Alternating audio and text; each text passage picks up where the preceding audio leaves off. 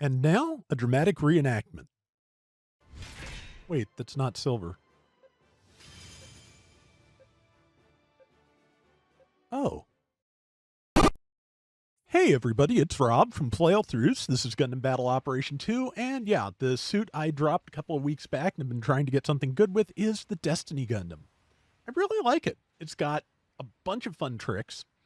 Got a beam rifle that either has a single stun shot or multiple build stun shots if you charge it. I believe it fires in 4-round bursts. It kind of explains why I've seen so many teams at high cost over the last few months taking every single point they can get their hands on, because the Deuterian beam skill means that you get your thruster gauge refilled at a significantly higher rate if you are near a friendly checkpoint. Also has of course a big cannon, which has some ASL if you don't charge it, and launches Garabi if you do. Has a beam shield, has the Palma Fiocchino weapon, which everybody just called Destiny Finger from the very moment it was first seen, which does pretty good damage and knocks things down and has a range of 0. On top of that, it has beam boomerangs, which are probably the most steerable weapons in the game, at least that I've encountered. Just the amount of responsiveness you can get out of their ability to follow the reticle is pretty amazing. It can also do a good solid half of this in the air. It can use the boomerangs in the air. It can use the beam cannon in the air. It also has aerial melee. Most people say that its melee downswing is kind of its bread and butter. It is a multi-hitting attack that kind of digs into the enemy if you can target it correctly. But also, I really feel like it's got a really good all-round skill set. Much like it was, I believe, based on an early draft of the Freedom Gundam that Kunio Okawara did during the production of Gundam Seed, where he basically kind of went with something similar to the Perfect Strike Gundam. It was all of the striker packs integrated into a single tool set. And that's pretty much what Destiny has going on as well. But yeah, when it gets below, I forget whether it's 30% hit points down or 50% hit points down, it activates its max performance mode, which is basically as if the pilot had the seed factor. It changes the attacks of a few of the weapons. I think it may give a little bit of extra range or possibly damage to the Destiny Finger, but also it completely changes the downswing, which becomes a big forward lunge with just a huge chop that does really great damage. And I don't think I've gotten anything that I think is spectacular with it yet, but it's just a lot of fun to use. So this is, I think, the best performance I had out of the rounds I've gotten so far. And yeah, it has all the fun tricks. It has more. Even having used it a lot, I still have rounds where I just forget to use some of the weapons because it's got everything.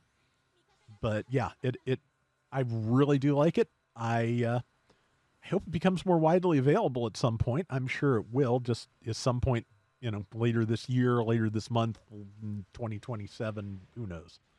But yeah.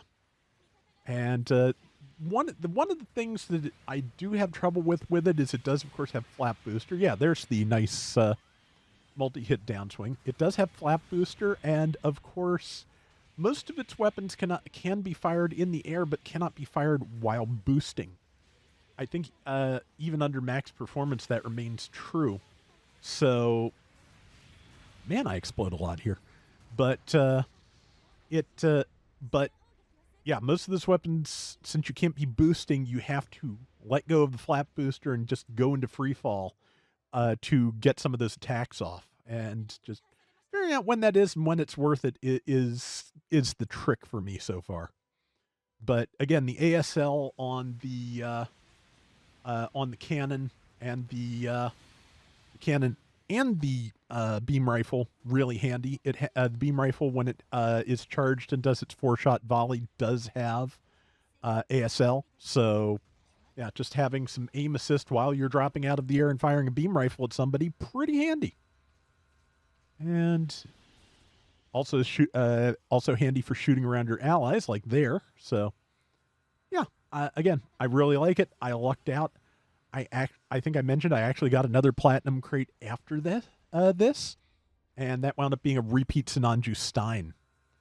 But yeah, again, I lucked out, and I have been grinding every crate every day ever since, and that is what I'm going to go do once I've got this video done. But yeah, it is a fun suit. I am enjoying it, even if again I'm not great with it yet.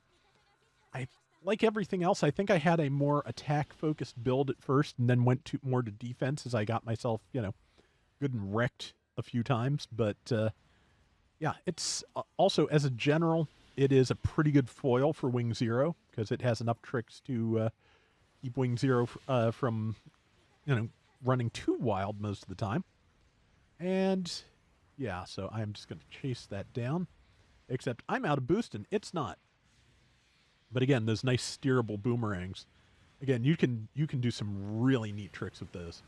Okay, yeah, that was I did hit with the Palma Fiocchina there, and that is done. Watch me have mispronounced the name every single time this video or something, but oh man, I do not have a second language, and if I did, Italian wouldn't even be my fourth. I don't think. I'm not good with words in Italian in particular. Just language I don't have a lot of experience with. But you've probably heard me mangle many languages in the course of these videos, so what the heck. A minute to go. We are not even close to winning this. I think we might get within spitting distance of it by the end. But yeah, this was like a really good round for me, and I feel like did a pretty good job of showing off what the thing can do, but did not work out particularly well for the team, unfortunately. And some of that is, of course, very much on me. But yeah, the Tallgeese 3 there fell over because I did hit it with the shield parry, and the big 9,000 swing was the max performance version of the beam sword downswing. I always like the anti-ship sword designs for the seed suits, and yeah, it packed a wallop as it should. And now, yeah, just kind of trying to hang back a little bit until I've got a good opening because I don't want to get blown up and cause a uh, further disparity between the scores.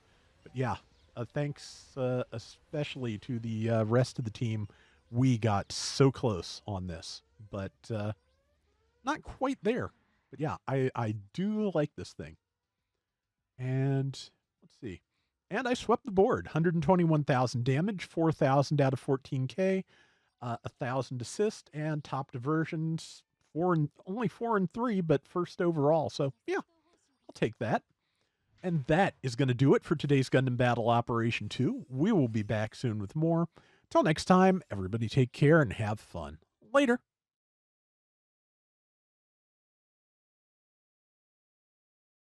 Have they done a Robot Spirits Destiny Gundam yet? Because the old MS in Action was not a bad figure per se, but I had to use a lot of clear nail polish on various tabs and sockets to get for example, the boomerangs to stay in the shoulders, the knuckle guards to stay on. They're just, it was just the plastic tolerances were not very good. Like sometimes, if you hear me and some of my other toy review friends talk about tolerances in reviews or what have you, what would generally what we're saying is that the thing was engineered to deal successfully with a certain amount of variance in the plastic, which is just natural in the molding process, just tiny little imperfections and what have you.